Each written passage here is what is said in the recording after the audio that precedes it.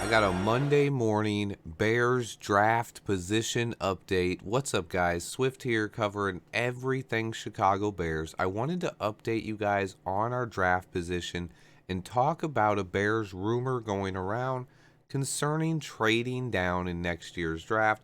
Let's get right into it. So the Bears did fall from the second overall pick to third overall pick in the draft yesterday. Now, I've gotten questions in the last couple days from people that don't understand how our draft pick went down.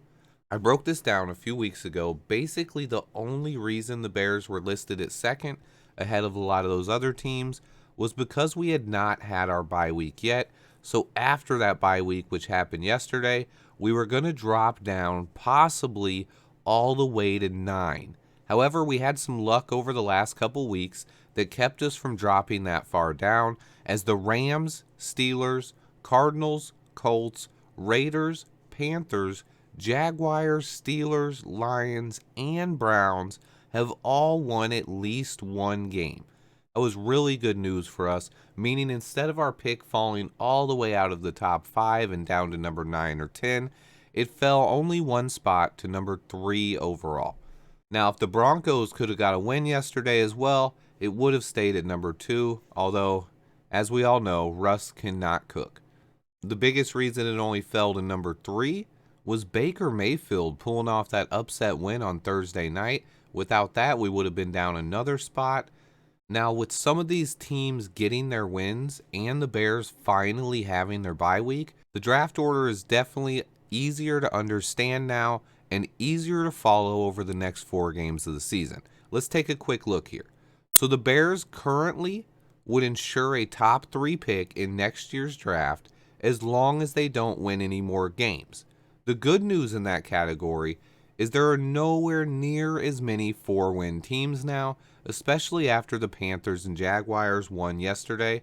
That means this gives the Bears some much needed breathing room, meaning even if we win one more game, the lowest our pick would fall currently would be 6th overall. That's great news, meaning that one more win will not kill our draft pick.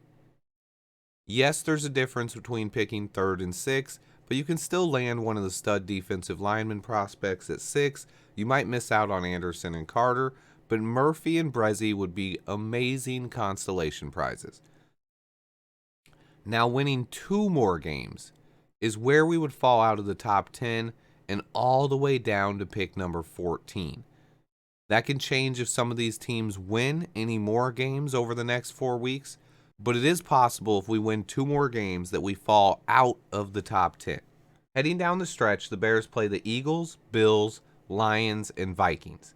It's possible the Vikings rest their starters week 18. They have already clinched a playoff spot. Our best hope is that they are playing for the number 1 seed. Okay, now I want to briefly talk about something that seems to be spreading like wildfires throughout Bears media.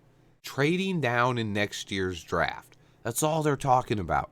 Everyone wants to trade down and get a bundle of picks next year. I wanted to briefly touch on it because I see fans, analysts, and media guys every day talking about us trading down and getting multiple first-round picks next year. That is definitely a possibility.